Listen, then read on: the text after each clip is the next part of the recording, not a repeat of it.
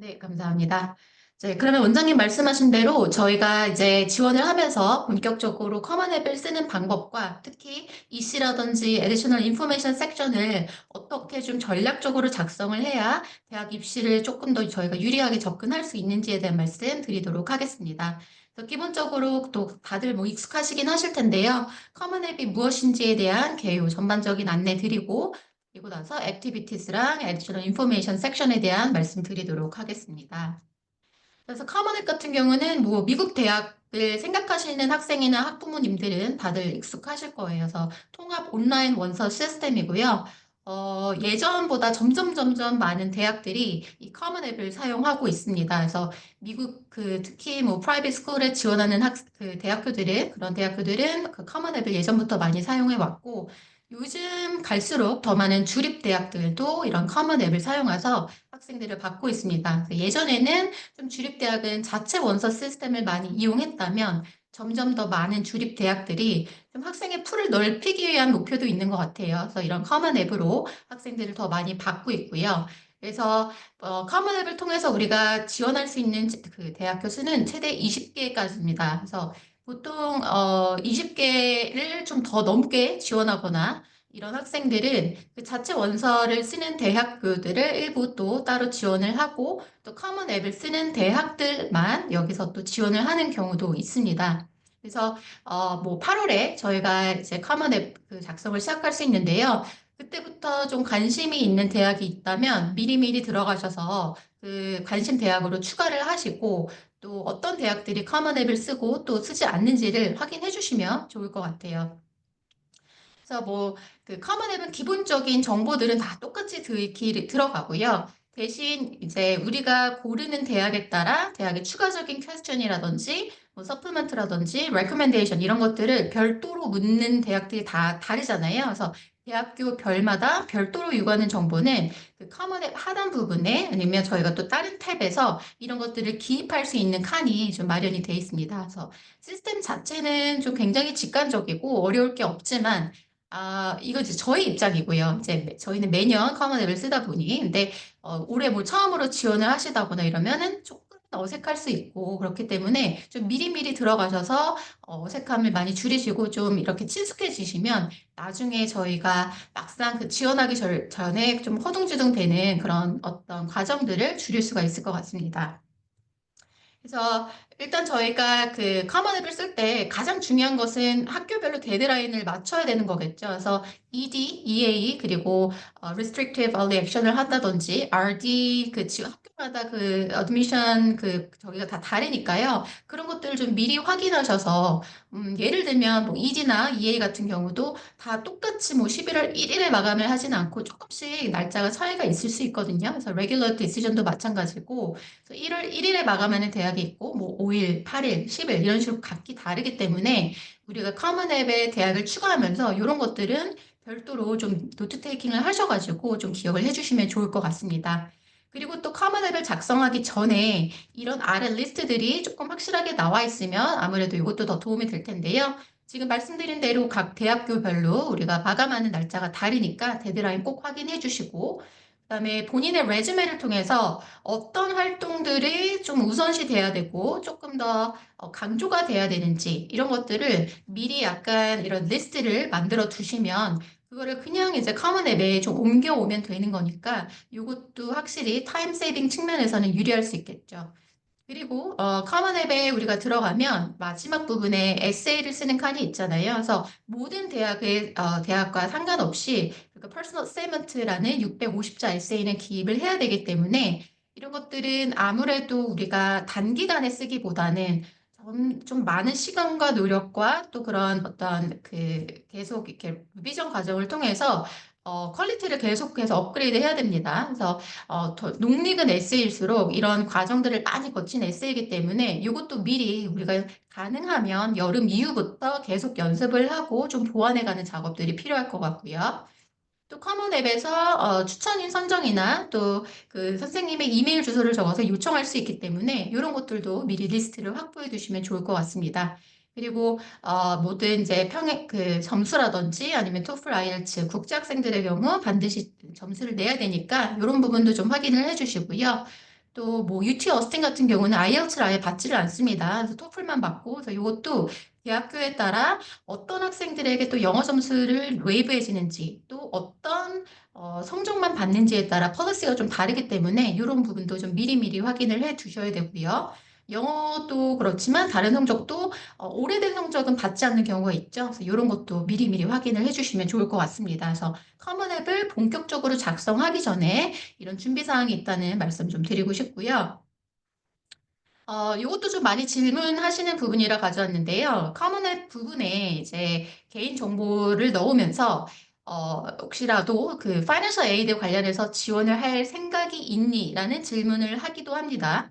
그래서 이때 yes or no라고 우리의 어떤 인텐션을 보여주는 건데요. 이거는 말 그대로 이제 지원자의 어떤 경제적인 상황들을 파악하려고 그걸 알기 위해서 하는 질문이고요. 또 대학에 따라 뭐 need blind, need aware 그 학생의 그 다음에 학생의 뭐 그 학부모님이라든지 보호자의 그런 경제 상황을 우리가 너의 그 대학교 입학 심사를 할 때 고려하겠다 안 하겠다라는 내용도 학교마다 좀 다르잖아요. 그래서 그런 것들을 일차적으로 판단하기 위해 물어보는 겁니다. 그래서 커먼앱에서는 사실은 그런 재정 신청을 하는 건 아니고 그냥 보조적인 질문을 저희가 답을 하는 거고요. 재정 보조가 필요한 분들은 뭐 팝사라든지 CSS 프로파일에 별도의 과정을 거쳐야 되고요. 하나만 또 말씀드리자면 팝사 같은 경우는 국제 학생들은 아예 적용이 안 되는 그런 파이낸셜 에이드고 CSS 프로파일 같은 경우도 뭐 국제 학생이 신청은 가능하다고 그렇게 얘기를 하고는 있지만 매우 익셉셔널한 케이스의 경우에만 이런 재정 보조를 제공하고 있는 경우가 많습니다. 그래서 가급적 우리가 인터내셔널 스튜던트로 해당이 된다면 이런 need-based and financial aid는 신청을 하지 않는 것이 여러모로 합격률을 높일 수 있는 그런 방법이라는 것도 말씀드리고 싶습니다. 자, 그래서 커먼 앱을 제가 들어가서 그냥 간단하게 좀 캡처를 해 왔는데요. 뭐 보시면은 지금 프로파일부터 그 코र्스 앤 그레이드까지 우리가 뭐 작성해야 되는 칸이 많다면 많고 또 적다면 적은데요.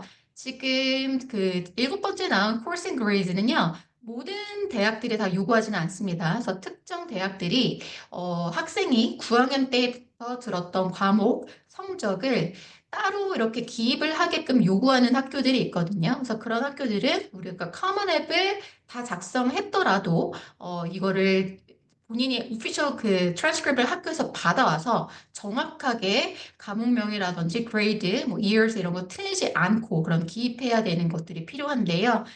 대다수는 사실은 이런 거는 오피셜 트랜스크립으로 좀 대체를 하고요. 1번에서 6번 정도만 이제 요구하는 경우가 많기는 합니다. 그래서 요거는 지금 그 저희가 커먼 앱 작성하는 탭에 있는 내용이고 아까 말씀드린 대로 여러분들이 지원을 하는 대학교의 그 My Colleges 탭에서는 대학교별로 요구하는 질문이나 추천서나 그다음에 서프먼트 에세이들을 거기서 작성하고 기입하고 제출할 수가 있습니다.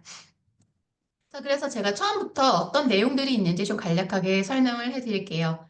자, 프로파일은 말 그대로 학생의 그런 개인적인 정보들, 뭐 이름이라든지 생년월일, 그다음에 국적 이런 거 적는 칸이고요. 뭐 어떤 몇 개의 언어를 구사하는지 이렇게 간단하게 또 묻는 질문들도 있습니다. 그래서 학생이 미국에 계속 그 백그라운드를 가진 학생인지 아니면 좀 멀티컬처럴한 백그라운드를 가진 학생인지 그렇게 물어보는 질문도 있고요. 여기서 이제 철자 오류가 없어야 되겠고요. 또 이중 국적자인 학생들은 뭐 중간에 미ddlename이 들어가서 이름이 좀 다른 경우가 있거든요. 그래서 그런 것들은 각각의 퀘스천에 맞춰서 저희가 분명하게 작성을 해줘야 됩니다. 그리고 뭐 일본 뭐 좀 특이한 경우에는 뭐 그 date of birth가 미국이랑 한국이랑 다른 경우도 있거든요.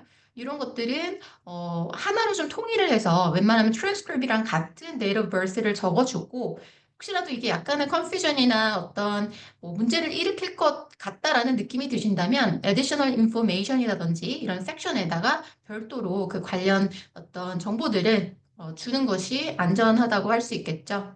그래서 프로파일 뭐 다른 영역도 다 마찬가지지만 뭐 이름, 생년월일 이런 정보들은 절대 틀리게 기입해서는 안 되겠습니다. 넘어가면 이제 바로 패밀리 정보를 또 넣게끔 돼 있습니다. 그래서 부모님 성함, 그리고 같이 동거를 하고 있는지, 그리고 부모님의 학력, 그리고 직업, 이런 것들, 그리고 형제 자매를 이제 기입하게 돼 있는데요. 자, 부모 학력 부분은 우리가 인터내셔널 스튜던트인데도 이런 것들을 기입해야 되는지 좀 궁금해 하시는 분들 계실 거예요. 요거는 사실은 부모님 세대가 아직도 많은 뭐 미국 학생들이라든지 전체적으로 고등학교 졸업이 그 최종 학력인 경우가 좀 많습니다. 그래서 부모님이 만약에 그런 경우 자녀가 이제 처음으로 가족 중에서 대학을 곧 진학하는 학생이라면 이거를 이제 first generation으로 분류를 해서 뭐 약간의 뭐 가산점이라고 하기는 뭐하는데요. 또 별도의 풀로 학생들에게 조금 더 이렇게 유리한 그런 심사를 하는 경우가 있습니다. 그래서 조지아 텍인가요? 그래서 이런 first generation을 위한 별도의 어떤 pathway 프로그램을 또 제공하고 있기도 하고요. 또 부모가 혹시라도 뭐 US schools 나왔다면 아무래도 이런 부모 동문 레거시가 있기 때문에 그런 거를 확인하는 용도로도 활용을 하고 있습니다. 여기서는요, 뭐 부모님의 학벌이라든지 인컴이 많다고 해서 뭐 어떤 더 유리하거나 그런 게 아니라 학생이 어떤 배경에서 어떻게 성장했는지 그것을 이해하기 위한 용도로 이런 것들을 자세하게 묻는 것이니까요. 그냥 말 그대로 있는 그대로 솔직하게 부모님 직업이라든지 뭐 학력 이런 걸 기입하시면 될 것 같습니다. 그리고 나중에 자세히 말씀해 드리겠지만 또 부모님이 혹시라도 한 분이 먼저 돌아가셨다든지 뭐 이혼을 하셨다든지 뭐 이런 좀 평범하지 않은 백그라운드를 가지는 경우에는 추후에 additional information 섹션에 그런 것들이 기입하고 그런 것들이 나에게 또 어떤 영향을 미쳤는지를 또 기입을 한다면 학생의 그런 배경들을 대학들이 더 잘 이해하게 되는 그런 용도로 또 쓰이기도 합니다. 자, 그럼 넘어가서요. 이번에는 이제 학업 정보입니다. 여기서부터 이제 본격적으로 중요해지는데요.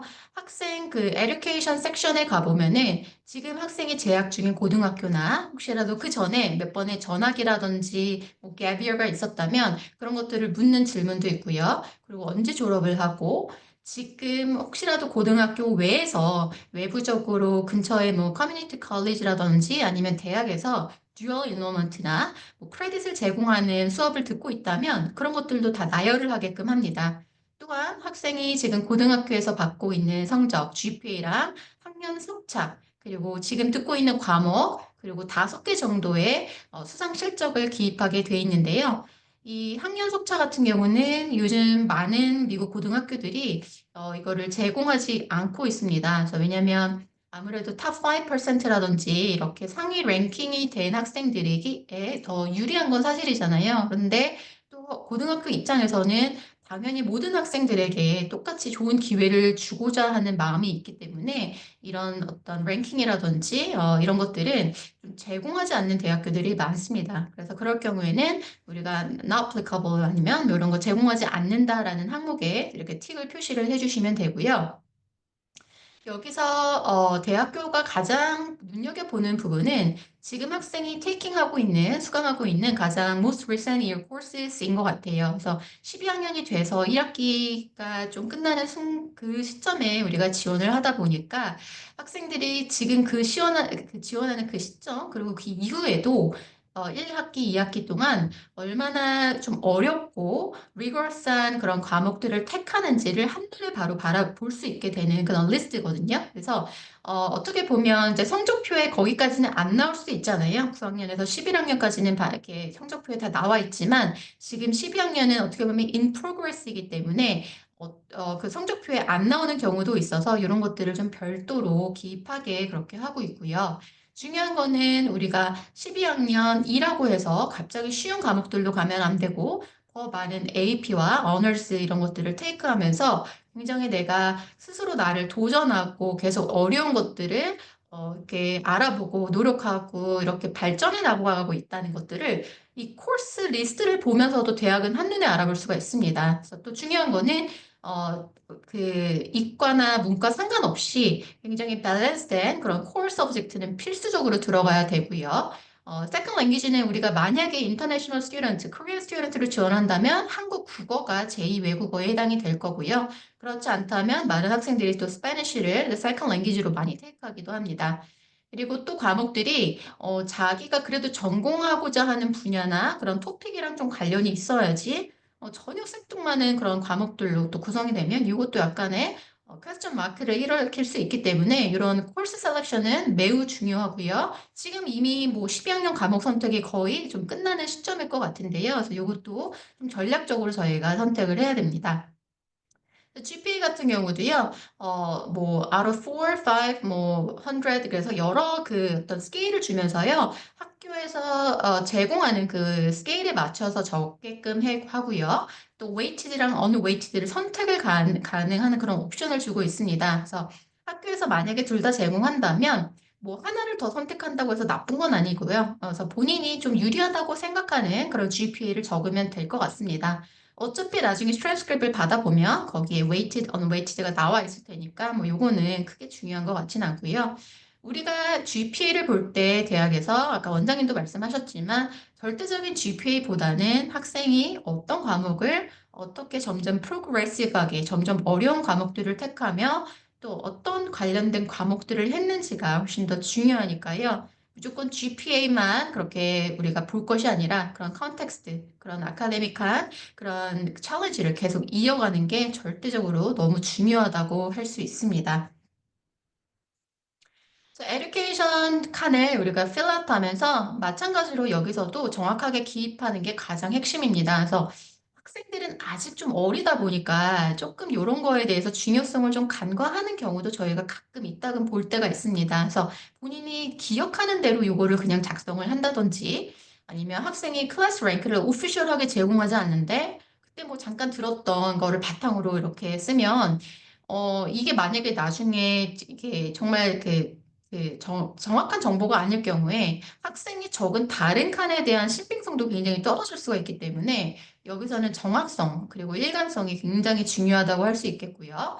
그리고 트랜스크립트에 나온 그 과목명을 그대로 또 적어야 됩니다. 그래서 약간 이런 과목명이 달라지는 것도 대학에서는 어쨌든 이게 좋아하는 요소는 당연히 아니겠죠. 그리고 뭐 추천서는 뭐 여기서 지금 개입하는 건 아니지만 모든 내용이 추천서도 그렇고 여기서 다 일치를 하는 것이 매우 중요합니다. 여러분들이 혹시 이거를 작성을 하면서 좀 애매모호하거나 확신이 없는 경우에는 학교 그 카운슬러 선생님이랑 확인을 다시 한번 한다든지 아니면 뭐 not reported 그다음에 뭐 not available 이런 식으로 차라리 작성을 해두는 게 차라리 좋습니다. 그래서 내가 확신이 없다면 그렇게 좀 너무 브레이브하게 작성을 하지는 마시고요. 자, 넘어가서 우리 에듀케이션 하단 부분에 보면은요. 그동안 학생이 9학년에서 12학년까지 이렇게 좋은 성과를 낸 그런 수상 실적들을 최대 5개까지 기재하게끔 되어 있습니다. 그래서 수상 실적이 많은 친구들은 뭐 10개, 20개까지 넘어가는 친구들도 많은데 이거를 5개로 컷다운하는 거에 대한 아쉬움이나 좀 그런 것들이 있는 경우가 많죠. 그래서 저희가 학생들이랑 얘기를 하면서 이 부분도 조금 많이 이렇게 작업을 하는 것 같아요. 학생에게 가장 의미가 있고 또 중요하고 학생 스스로 느끼기에 가장 임팩트 있는 순서대로 일단 리스트업을 하라고 저희가 얘기를 하고요. 아무래도 본인에게 아무리 의미가 있고 하더라도 결국에는 어떻게 보면 중요한 거는 그 레벨인 것 같아요. 그래서 그 어널스를 우리가 기입을 할 때는 가장 작게는 그 학교에서 받은 수상 내용부터 그다음에 로컬 스테이트, 내셔널, 인터내셔널 이 수준으로 저희가 다 그 틱을 할 수 있게 돼 있거든요. 그래서 뭐 인터내셔널은 여러분들 다 잘 아시는 전력이라든지 뭐 올림피아드, 국가대표 이런 것들이 인터내셔널 레벨로 갈 것이고요. 뭐 전국 대회는 AMC 언어월이라든지 그 나라에서 어떻게 보면 인정해주는 그런 수준의 대회일 것입니다. 그래서 음, 많은 학생들이 사실은 학교 대회에서의 좋은 성취는 많아요. 그런데 아무래도 이게 티어가 높아질수록 좀 당연히 어려우니까 그만큼 쉽지가 않은 그런 부분들이 있는데요. 우리가 굉장히 여기를 전략적으로 잘 접근을 해야 됩니다. 학교에서 받은 그런 뭐 프린시퍼스 어워드라든지 어너롤은 거의 많은 학업 성적이 우수한 학생들이라면 가지고 있는 좀 나쁘게 말하자면 굉장히 흔한 그런 수상 내역이기 때문에 이런 것들을 가장 위에 탑에다가 위치하는 거는 저희는 좋은 전략이라고 생각하지는 않습니다. 그래서 아무래도 그 어드미션스 오피서도 가장 위에 있는 거를 순서대로 이렇게 눈을 내려가면서 보기 때문에 첫 번째는 뭔가라도 학생의 차별화된 스토리나 어떤 브랜딩이라든지 이런 것들을 보여줄 수 있는 아이캐칭한 그런 수상을 가장 그 탑에 위치를 시키는 게 조금 더 전략적일 것 같습니다. 그리고 이런 어떤 상장을 받는 것 외에도 특별하게 뭐 학교에서 무슨 대표로 선발을 되었다든지 아니면 어떤 프로그램에서 우수한 성적을 거두어서 장학금을 받았다든지 아니면 어떤 단체의 대표로 선출이 됐다든지 이런 것들도 어널스에 포함이 되기 때문에 이런 것들에 대해서는 조금 더 브로드하게 생각을 해 주시는 것도 필요할 것 같고요.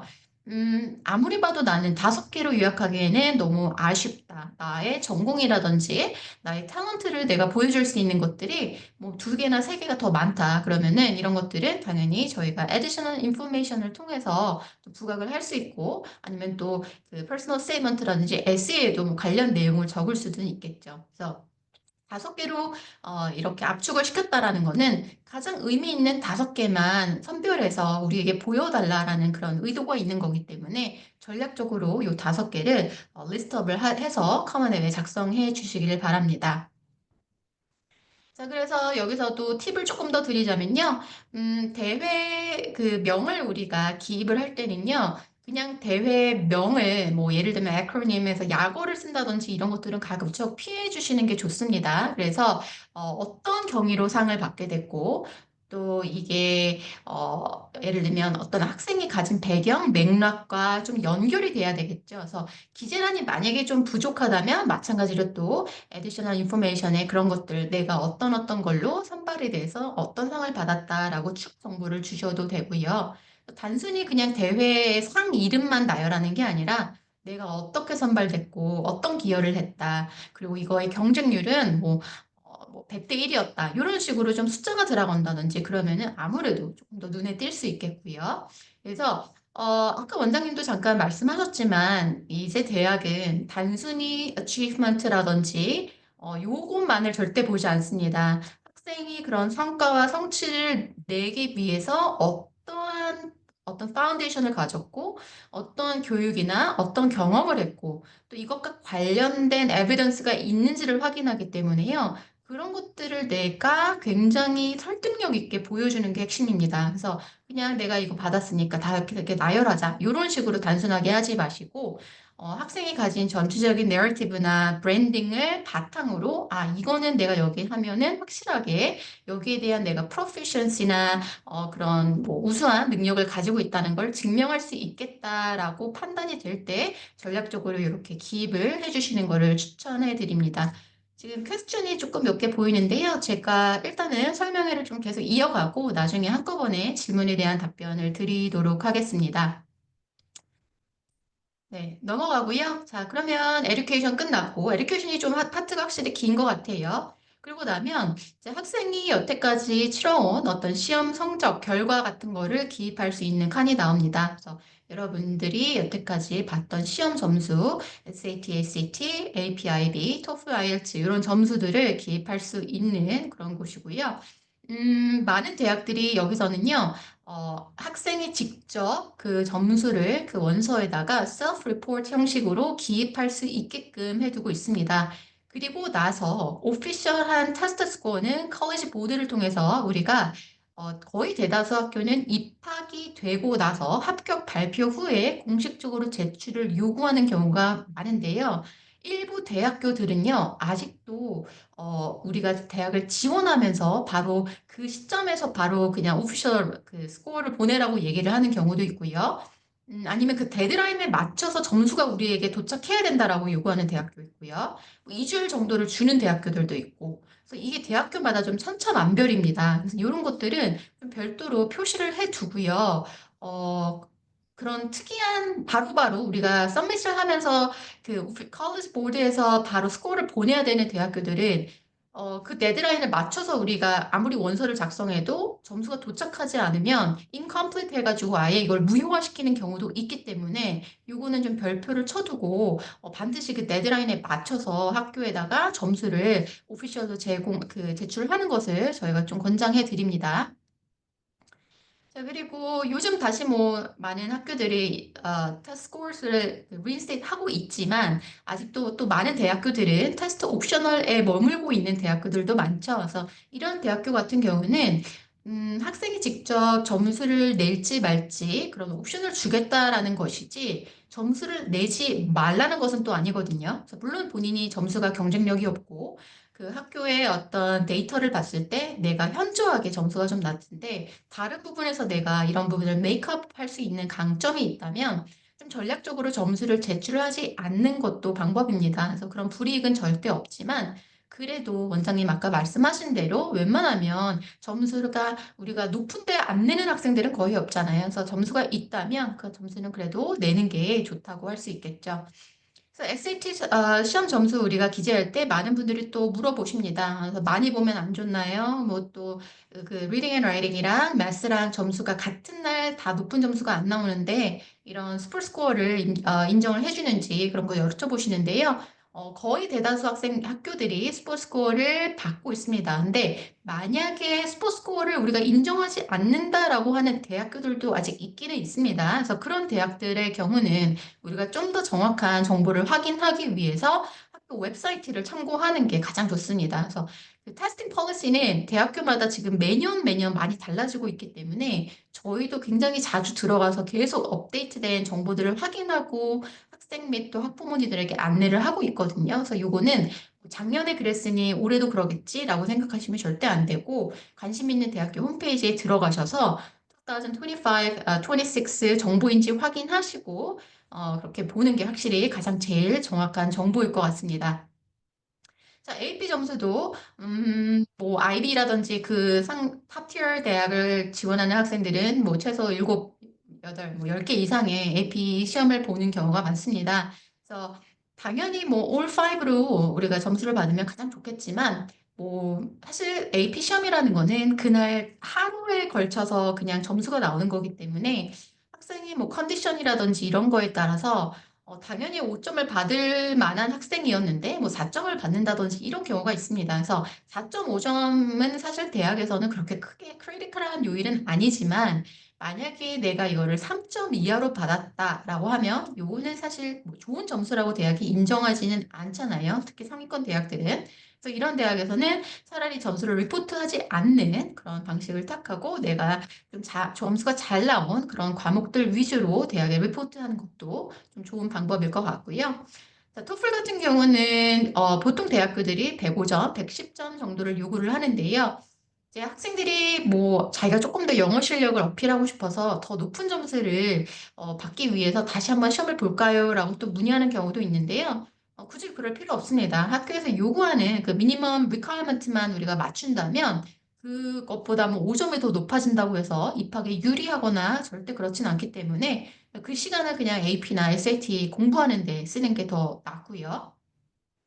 그리고 아까 이거 잠깐 말씀드렸지만 SAT 이런 성적이나 이런 것들을 가급적 미국 대학교들은 10학년이 끝나고 나서 보는 것을 추천을 합니다. 그래서 11학년에 보는 게 사실 가장 베스트인데요. 내가 10학년 때 본 좋은 점수가 있고 그 스포츠코를 했을 때 뭐 1550 이렇게 된다면 뭐 그거를 제출하는 것도 방법인데요. 또 몇몇 대학교 카네기 멜론인가요? 몇몇 대학교들은요. 이런 오래된 스코어를 우리가 받기는 하지만 이게 예전의 스코어이기 때문에 현재 너의 학업 능력을 100% 정확하게 반영하지 않는다는 걸 우리가 알고 있고 이거를 입시에 우리가 고려하겠다라는 내용을 그 웹페이지에다가 아주 정확하게 기재를 하고 있습니다. 그래서 이 SAT 성적이 언제 나왔는지 이것도 여러분이 조금 이제 확인을 해 주시고 가급적 우리가 입시를 하는 그 시점에서 가까운 시점에 치른 게 아무래도 대학 입장에서는 조금 더 이 점수에 대한 신빙성이 더 많아지는 건 확실한 것 같습니다. 자, 그러면 이제 정말 중요한 액티비티로 넘어가 보겠습니다. 뭐 UC 같은 경우는 이게 뭐 30개까지 우리가 리스트업을 할 수 있는데요. 그 커먼 앱은요, 딱 10개까지 우리가 작성을 할 수 있습니다. 그래서 이 10개 액티비티를 통해서 학생이 수업하는 그 교실 밖에서 이 시간을 어떻게 활용하고 어떻게 본인의 열정과 호기심을 충족해 왔는지를 확인을 하겠다는 건데요. 우리가 뭐 에세이를 통해서 내가 리더십 있다, 내가 굉장히 헌신하는 사람이다, 이렇게 그냥 얘기하는 게 아니라 이런 이씨 목록이나 또 학생의 어떤 임팩트, 만들어낸 결과물들을 통해 들은 바로 학생이 얼마나 좀 이니시티브가 있는 학생인지를 한눈에 좀 파악하는 아주 중요한 단서가 됩니다. 그래서 사실 뭐 많은 한국 사람들을 비롯한 이런 국제 학생들은 굉장히 눈에 띄고 뭐 팬시하고 좀 이렇게 있어 보이는 그런 EC들을 만들기 위해 굉장히 많은 시간과 노력을 들인다는 걸 저희가 알고 있습니다. 근데 그게 나쁘다는 건 아니고요. 너무 많은 그런 보여지는 거에 좀 치중을 하다 보면 요즘 대학교들이 눈여겨보는 정말 중요하게 여기는 그런 학생의 어센틱한 그런 면모들이 오히려 이렇게 훼손될 수 있기 때문에 이 이씨가 정말 좀 빌리버블하고 설득 가능하고 학생의 내러티브가 맞는지를 반드시 좀 확인을 하시고 좀 신중하게 우리가 이 커먼 앱의 10개를 채우기를 바랍니다. 그래서 특히나 좀 아무래도 한국에 좀 뭐 이렇게 가정적으로 경제적으로 여유가 있는 학생들의 경우에는 제가 지난번 설명할 때도 말씀드렸지만 뭐 아르바이트라든지 이런 좀 우리가 좀 이렇게 그렇게 크게 뭐 여기지 않는 그런 소소한 활동들이 없는 경우가 대다수잖아요. 그렇기 때문에 그래도 내가 약간의 차별화, 나의 책임감, 그다음에 나의 어떤 워크 에틱을 보여주기 위해서는 이런 뭐 정말 사소한 아르바이트나 이런 것들도 굉장히 의미 있는 이슈가 될 수 있다라는 거를 꼭 기억을 해주시기를 바랍니다. 그래서 집 근처나 학교 근처에 있는 스몰 숍에 가서 꾸준하게 내가 9학년, 10학년 이후로 굉장히 좀 의미 있는 시간과 노력을 들여서 뭐 그런 알바를 하고 있다면 그것도 굉장히 중요한 이슈가 될 수 있다는 거 기억해 주시고 또 개인이 좋아하는 그런 관심사, 취미도요, 이슈가 될 수 있습니다. 그래서 이런 개인 창작 활동들이나 글쓰기나 코딩이나 이런 것들도 이슈로 우리가 여길 수 있기 때문에 이런 부분들도 또 눈여겨봐 주시면 좋을 것 같고요.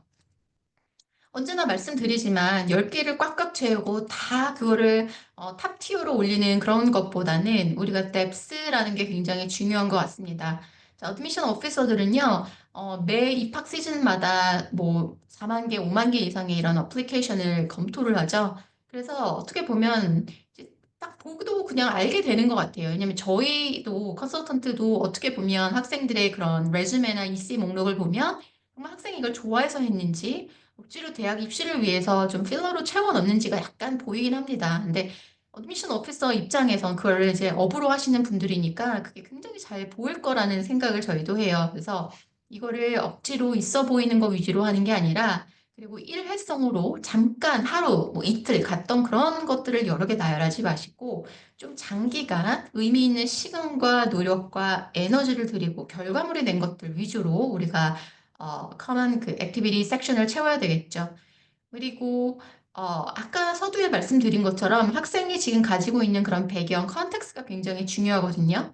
그래서 한국에 있는 대다수 학생들이 뭐 국제학교를 다니면서 그게 보링이 될 수도 있고 아니면 그냥 데이스쿨이 될 수도 있는데 그 학교에서 제공하고 있는 클럽 아니면 개종하고 있는 다른 기회들 이런 것들에 따라 대학교들도 학생을 다르게 좀 판단을 하려고 하는 게 분명히 있습니다. 그래서 나의 배경에 맞춰서 내가 주어진 기회를 얼마나 활용하고 있는지를 보여주는 게 핵심이지, 이거를 어떻게 보면 뭐, 이렇게 1 더하기 1은 2듯이 뭐 이런 식으로 좀 틀에 박힌 그런 이씨를 헌팅을 하고 다니고 이러면 학생의 고유한 어떤 개성이나 이런 것들이 없어지기 때문에 이런 자기의 개성, 퍼스널리티에 대한 고민을 많이 하시고 거기서 이씨를 좀 전략적으로 준비하시는 것을 추천을 해 드립니다. 그래서 요거는 이제 MIT 홈페이지에서 제가 좀 가져왔습니다. 그래서 MIT는 뭐 혹시 오해하실까 봐 말씀드리지만 커먼 앱을 쓰지 않고요. 여기는 자체 원서로 학생들을 지원을 받고 있습니다. 그래서 이 부분은 좀 분명히 말씀을 드리고요. MIT가 생각하는 좋은 EC라는 표현을 여기서 지금 하고 있는데요. 여기서도 마찬가지로 우리는 너의 EC를 컨텍스트, 너가 처해 있는 상황, 배경에 따라 각기 다르게 판단을 하고 심사를 할 거야. 그리고 너가 어느 학교에 다니고 또 어디에 지금 살고 있는지. 미국에 있다면 또 아무래도 좀 더 많은 기회들을 가졌을 테지만 그게 아니라면 아무래도 좀 너의 기회가 제한될 수 있으니 그런 것들도 우리는 다 고려를 해서 너를 좀 이렇게 전인적으로 평가를 할 거야 라는 내용을 홈페이지에 밝히고 있고요. 여기 중요한 거는 그 제일 마지막인 것 같아요. 우리는 in the few things that excite and motivate you. 너를 정말 즐겁게 하고 신나게 하고 너가 재밌는 것들에 대한 것들을 우리는 알고 싶어 하는 거지. 많은 엑스트라 부연적인 이시리를 우리에게 얘기하지는 마. 그것 때문에 걱정하지 마. 이렇게 얘기를 하고 있잖아요. 이게 사실은 대학교에서 요구하는 에세이 질문과도 상당히 결이 비슷합니다. 대학교 에세이 질문 원장님이 항상 자주 말씀하시지만 학생에 대한 얘기를 묻고 있거든요. 너가 뭘 좋아하고 학업적이지 않은 내용에서 너는 무엇을 즐기고 또 어떤 것들을 쉐어하고 어떤 관심사가 있는지 그런 경험을 묻는 것들이 굉장히 많기 때문에 대학에 내가 잘 보이기 위한 그런 이씨가 아니라 정말 나다움을 보여주는 그런 이씨를 꼭 찾으셨으면 좋겠습니다. 그래서 그 액티비티 칸을 제가 지금 캡처를 해서 좀 가지고 왔는데요. 사실은 커먼 앱이 조금 이런 부분에 있어서는 굉장히 이렇게 대학교 그 입학 심사하시는 분들의 일을 많이 줄여주려고 하는 노력들이 보입니다. 그래서 여러분이 관련된 그런 이씨 활동을 했을 때 그런 그 워드 리밋을 딱 제한을 걸어두고 있거든요. 그래서 포지션이라든지 아니면 그 단체 이름이라든지 그 활동을 통해서 어떤 것들을 했는지에 대한 칸이 저렇게 있는데 캐릭터가 50에서 150 캐릭터면은 굉장히 짧은 칸입니다. 그래서 이 안에 우리가 굉장히 응축되고 축약된 버전으로 글을 써야 되는데요. 음, 굉장히 이렇게 두루뭉실하게, 임팩트가 없고 결과물이 딱히 없는 학생일수록 굉장히 지네릭한 디스크립션이 나오고, 또 좋은 활동을 많이 하는 학생일수록 굉장히, 정확하고 구체적인 내용이 많이 나오는 것 같아요. 그래서 우리가 흔하게 하는 그런 실수들을 좀 가지고 왔는데요. 애매모호한 설명, 좋지 않고요. 또 다른 곳에서 나온 정보를 또 중복 기재하거나 과장된 내용, 그리고 정말 사소한 그런 모든 활동을 이 10개밖에 없는 소중한 칸에 낭비하거나 이런 것들은 저희 추천하지 않습니다. 그리고 우리가 이력서를 보내는 것도 요거는 레주메를 별도로 업로드할 수 있는 그런 기능을 마련해 두는 대학교들이 있어요. 그러면 커먼 앱에 그 아까 마이 컬리지스 칸에 들어가서 그 레주메를 우리가 업로드할 수 있는데 그 레주메에 나온 내용이 여기 나온 내용과 많은 부분 만약에 혹시라도 중복된다면 그런 부분들은 다 빼주는 게 좋습니다. 같은 내용을 두 번, 세 번 말한다면 우리는 이거를 우리가 강조하는 것 같고 되게 부각하는 것 같지만 이제 읽는 사람들은 사실은 굉장히 이런 것들을 달가워하지 않습니다. 본인이 읽는 사람이라고 5만 개의 원서를 읽는 사람이라고 생각을 하시고요. 가급적이면 이런 중복되는 정보들은 최대한 피해주는 게 좋을 것 같습니다. 조금 더 자세히 말씀드리면요. 이 앞장에 액티비티 타입을 적어야 되는데 저기 드롭다운 메뉴가 있습니다. 그러면 여러분들이 그 지금 여기 제가 한 26개 가지고 왔는데 사실은 30개 정도 되는 것 같아요. 이 타입별로 이 씨를 선택을 해야 됩니다. 그래서 뭐가 더 많아야 되고 뭐가 더 없어야 된다라는 건 정답은 전혀 없습니다. 근데 아시겠지만 많은 학생들은 아카데믹에 대한 활동들이 거의 많이 치중이 되어 있죠. 그래서 이렇게 많은 옵션을 주는데 거의 뭐 7, 80%를 아카데믹으로 채우면 절대 안 될 것 같고요. 학생의 다방면에 대한 all-roundedness를 보여주기 위해서라도 조금 even out 된 그런 어떤 분포를 부여주는 게 훨씬 좋을 것 같습니다. 그래서 활동 타입을 고를 때는요, 사실 정확하게 정해진 답은 없습니다. 본인이 생각하기에 가장 관련성이 많다라고 생각하는 항목을 골라주시면 될 것 같고요. 어떤 이시 활동들은 여러 카테고리, 여러 타입에 공통적으로 이렇게 들어갈 수 있는 그런 활동들도 있을 것 같아요. 뭐 예를 들면 이제 학생이 컴퓨터 사이언스 전공하고 싶어서 그런 본인이 코딩 실력을 바탕으로 뭐 환경과 관련된 그런 앱을 개발했다면 이거는 학생이 어느 쪽을 내가 조금 더 치중하느냐에 따라 뭐 인바이러멘탈 쪽으로 갈 수도 있고요. 아니면 컴퓨터 테크놀로지로 갈 수도 있고 아니면 이거를 통해서 굉장히 좀 인덱스한 리서치를 했다면 이게 리서치로 갈 수도 있겠죠. 그래서 정해진 정답은 없고 학생이 부각하고 싶은 그리고 가장 학생이 많이 한 활동 위주로 설명을 해주면 좋을 것 같습니다. 이렇게 분류를 뭐 애클하게 한다기보다는 활동에 대한 설명이 훨씬 더 중요하죠. 앞전에 제가 말씀드린 대로 150자 정도, 150 캐릭터예요. 자가 아니라 그 정도로 써야 되는데 우리가 이 활동을 나열함에 있어서 아까 제가 처음에 말씀드린 대로 학- 나를 가장 잘 보여줄 수 있는 딱 하나만 꼽자면 그게 뭘까? 그래서 계속 리스트를 탑에서 두 번째, 세 번째, 네 번째로 이렇게 가면 정말 이 리스트도 되게 중요하거든요. 우리가 은근히 중요한 거를 뒤에 넣는 경우도 되게 많은데 내가 그 지원하고자 하는 그 전공과 관련된 활동이라면 당연히 그게 상단으로 가야 되겠고 또 대학교마다 이 리스트는 살짝 우리가 수정을 할 수 있습니다. 그래서 다 다시 뭐 딜리트하고 다시 적는 게 아니라 이렇게 순위를 위아래로 할 수 있는 그런 업앤다운 메뉴가 있기 때문에 요거는 좀 여러분이 그 지원하고자 하는 전공 스토리 내러티브에 부합해서 리스트업을 잘 해주시고요. 저희 늘 강조하지만 뭐 치프라든지 리더라든지 파운더 이런 거 전혀 중요하지 않습니다. 뭐 수만 명의 파운더가 있기 때문에 그런 것보다는 본인이 어떤 거를 어떤 텐지블한 결과를 냈는지를 위주로 말씀을 해주시는 게 좋고요. 또 아까 말씀드린 대로 가족 형편 이런 것들이 있다면 그런 걸 family responsibilities나 뭐 part-time job으로라도 얼마든지 이 시에 추가할 수 있고 또 뭐 본인이 해온 취미나 pastime 프로젝트 이런 게 있다면 당연히 여기다 또 기입해 주시고요. 혹시라도 뭐 부모님이 좀 어머니가 편찮으셔서 아니면 가족의 무슨 중대한 어떤 그런 개인 사정 때문에 이런 이씨 같은 것들이 좀 영향을 받았고 그랬다면 이런 것들 additional information에다가 별도로 또 작성을 해주시면 됩니다. 좀 이따 다시 자세히 말씀을 드리도록 할게요. 그래서 여기서도 가장 중요한 거는 각 활동에 대한 description일 텐데요. 그 150 캐릭터는 거의 한두 문장 정도죠. 그래서 불필요한 단어들은 다 빼주시고 간결하고 임팩트 있게 적어주셔야 되고요. 자기가 한 것에 대한 자신감이 있는 학생일수록 숫자나 수치 같은 것들이 많이 나오는 것 같아요. 그래서 제네릭하게 나는 누굴 도와줬어, 뭐 봉사했어 이게 아니라 몇 시간을 내가 했고 뭐 시간을 쓰는 칸은 뭐 나중에 이 뒤에 다시 나오기는 하지만 그럼으로써 뭐 학생들의 뭐 참여율이 뭐 30%, 40% 증가했어. 이런 식으로 숫자나 수치가 명확하게 나오면 당연히 우리는 그 읽는 사람 입장에서는 거기에 바로 눈이 갈 수밖에 없습니다. 그래서 중복 정보 피하시고 또 이거 아까 원장님도 말씀하셨는데요.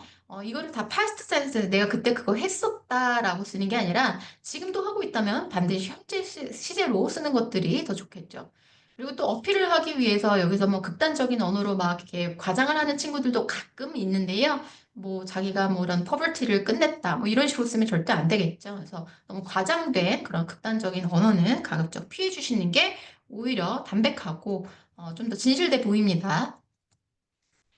그래서 뭐, 예, 그 다음에 각 액티비티에 따라서 저렇게 언제, 몇 학년부터 몇 학년까지 했는지, 그리고 학기 중에 했는지, 아니면 방학 때 했는지, 아니면 1년 내내 했는지, 그리고 일주일에 몇 시간을 투자했고, 1년에 몇 위크를 투자했는지, 이런 것들을 기입하게 되는데요.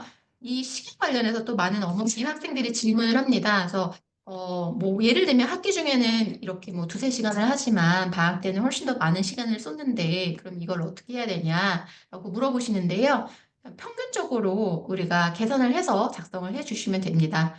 그리고 의미 있는 활동은 저희 항상 강조하지만 일주일에 아무리 못해도 5시간, 적어도 4~5시간을 쏟는 활동들이 학생에게 의미가 있는 그런 이시로 간주가 되기 때문에 뭐 일주일에 1시간, 0.5시간 이런 걸로는 사실은 턱도 없이 부족하다고 할 수 있겠습니다. 그러면은 그 meaningful activity, 대학에서 좋아하는 meaningful, 의미가 있고 굉장히 높이 치는 그런 액티비티는 우리가 self 체크를 하기 위해서 아래 그 grip이라는 단어를 좀 봐주시면 될 것 같아요. 제가 빨간색으로 표시를 했는데요. 이거를 이제 스스로 자문을 해보는 것입니다. 학생이 이 활동을 통해서 어떤 새로운 뭐 perspective나 기술이나 어떤 말 그대로 개인적인 성장을 이뤘는지, 그리고 학생이 이 활동을 어떤 책임감을 가지고 얼마나 많은 시간과 노력을 들여서 어떤 역할을 성공적으로 수행을 했는지, 그리고 이 활동을 통해 나만 성장한 게 아니라 내가 속한 주변 그 사람들이나 커뮤니티에 어떤 영향을 미치고 어떤 결과를 가져왔는지, 그리고 또 가장 중요하게는 학생이 이거를 입시를 위해서 억지로 짜낸 게 아니라 정말 여기에 대한 genuine interest와 관심과 을 느끼고 자발적으로 한 일인지 이것들을 하나도 빠짐없이 네 개 항목을 보여줄 수 있어야 대학이 생각하는 의미 있는 그런 이시로 여겨질 거고요.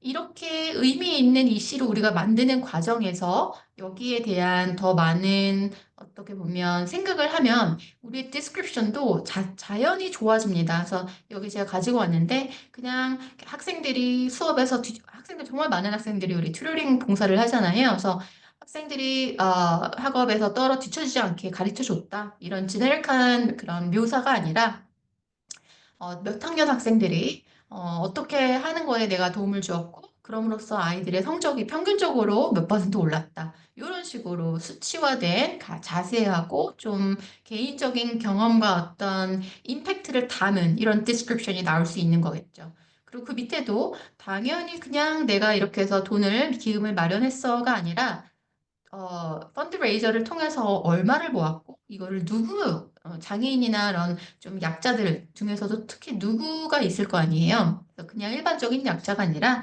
내가 관심 있어 하는 이런 약자들을 위한 의미 있는 행동을 했고, 그걸로 인해서 돈을 기부했어. 이런 식으로 디스크립션의 퀄리티가 훨씬 더 좋아질 수 있습니다. 자, 그러면 이제 마지막 additional information으로 넘어갈게요. 예전에는 사실은 우리가 코로나 19 관련된 질문이 그 additional information 상단 부분에 있었습니다. 그래서 이거를 우리가 250자 단어로 혹시라도 코로나로 인해 피해 본 게 있다면, 그리고 그것으로 인해 학생의 학업이나 뭐 비학업적인 활동에 영향을 미쳤다면 그거를 작성해 줘라는 칸이 있었는데요. 이거에 대한 명칭이 바뀌었습니다. 그래서 challenges and circumstances라고 해서 뒤에 어떤 내용이 여기 들어갈지 제가 말씀드리겠지만 이거를 최대 250자 정도로 적게끔 되어 있고요.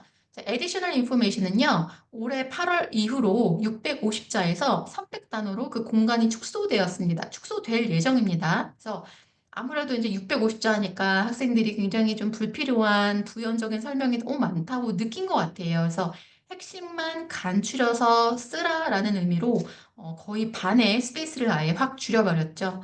이럴 때일수록 우리는 full sentence를 too much information을 하는 게 아니라 굉장히 간결 명료하게 bullet point나 어떤 그 넘버링을 통해서 두 갈식으로 핵심과 사실 위주로 작성을 해야 됩니다. 그래서 여기다가 또 괜히 스토리텔링을 하면서 부연 설명을 하면 안 되고요. 팩트 위주로. 정말 내가 원서 어디 곳에도 이 정보를 보여줄 수가 없었기 때문에 여기다 적는 거다라는 것들이 딱 admissions officer에게 느껴지는 그런 공간이어야 됩니다. 그래서 두 개로 나눠졌다고 했는데요. 그 challenges and circumstance는 여기 지금 나온 대로 뭐 정말 우리가 조금 배경이 안 좋은 그런 상황에서 공부하는 학생들은 인터넷 액세스나 뭐 교실 환경 아니면 주변이 좀 이런 바이런스가 많다든지 뭐 차별이라든지 아니면 뭐 불우한 가정 환경 뭐 집안에 누구가 아프다든지 수술을 했다든지 아니면 자연재해 이런 많은 상황들이 노출된 학생들이 있잖아요. 그래서 그런 학생들에게 그런 관련된 컨텍스트를 제공하는 칸이고요. 그리고 나서 additional information은 정말 학생의 좀 개인적인 내가 아까 honors나 EC나 이런 데서 얘기하지 못한 것들이 있다면 이제 여기서 설명을 하는 거죠. 그게 학교의 어떤 학업 관련된 시스템, 교육 환경과 관련될 수도 있고 아니면 학생이 외부적으로 들었던 과목, 아까 그 에듀케이셔널 섹션에 기입하지 못한 정보라든지 아니면 학생이 개인적으로 진행한 프로젝트 논문 같은 게 있다면 여기다 적어줘도 좋고요. 참고로 우리가 IB 커리큘럼을 받는 학생들은 extended essay를 여기다가 좀 이렇게 어필을 하는 경우가 있는데요.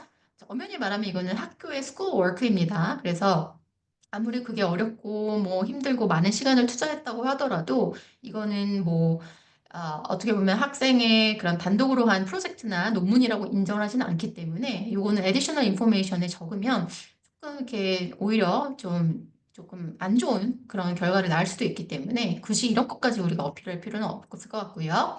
그다음에 아까 5개에서 더 내가 추가적으로 정말 자기에게 의미 있는 수상 내역이 있다면 여기다 적어주시면 좋을 것 같습니다.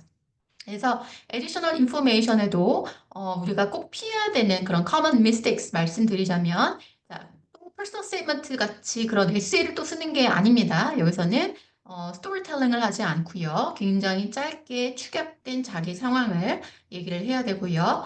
혹시라도 뭐 예를 들면 all As를 받았는데 뭐 작년에 2학기 때 한 과목이 B가 나왔어. 그러면은 난 이 과목을 B를 받은 이유는 이래 이래 이래서야라고 너무 불필요한 어떤 변명이나 장황한 설명은 오히려 입학사정관이 그렇게 눈에 띄지 않고 넘어갔을 건데 오히려 이 설명을 하면서 다시 한번 학생의 그런 트랜스크립트를 다시 확인하게 하는 그런 백파이어된 효과를 낳을 수가 있기 때문에요. 그렇게 장황하게 익스큐즈를 주는 것은 오히려 조금 좀 구차하게 느껴질 수 있을 것 같고요.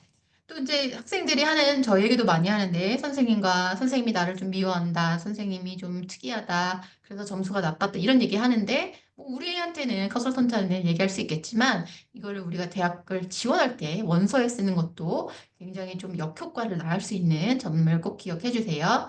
그리고 학생이 뭐 컴사라든지 뭐 바이오 관련해서 캠 관련해서 어떤 연구를 했으면 거기에 대한 그냥 제너럴 인포메이션을 주는 건 좋은데 굉장히 전문적이고 뭐 그런 과학 용어를 써가면서 갑자기 여기서 뭐 앱스트랙트에 대한 설명을 하고 이런 거 저희 추천하지 않습니다. 그런 것들은 어, 여기서 입학사정관이 그거를 보면은 약간 퀘스천 마크가 생길 거예요.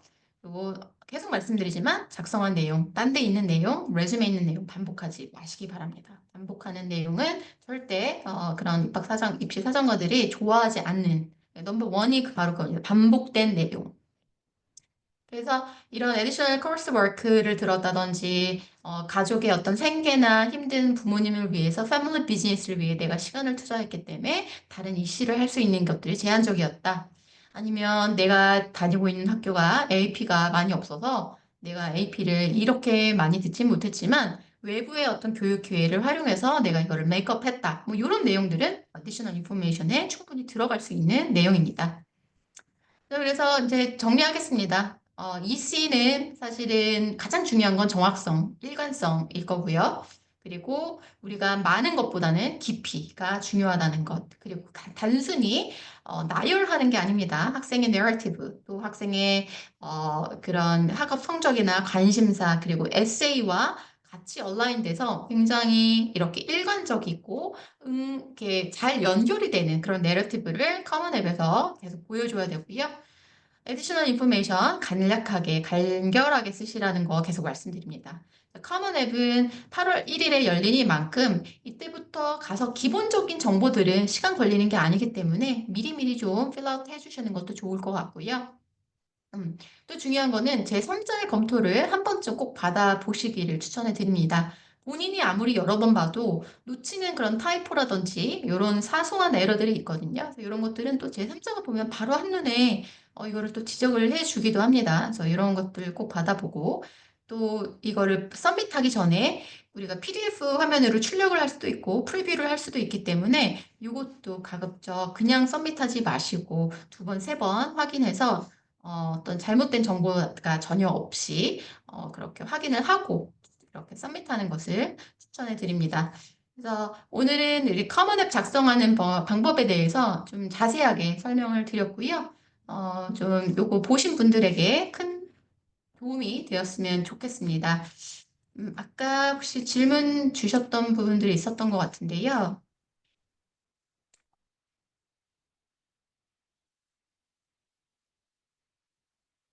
네, 리드 어웨어 학교는 재정 신청을 안 하는 게 유리한가요? 라고 질문해 주셨습니다.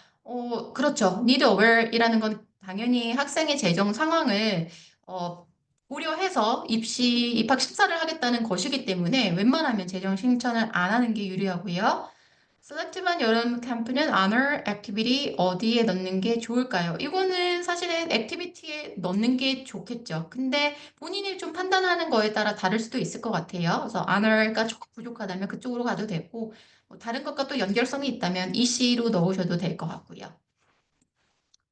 네, 그래서 오늘 제가 준비한 설명회는 여기까지고요. 또 조만간 맥스 원장님과 또 도움되는 내용으로 다시 웨비나에서 만나 뵙도록 하겠습니다. 네, 감사합니다.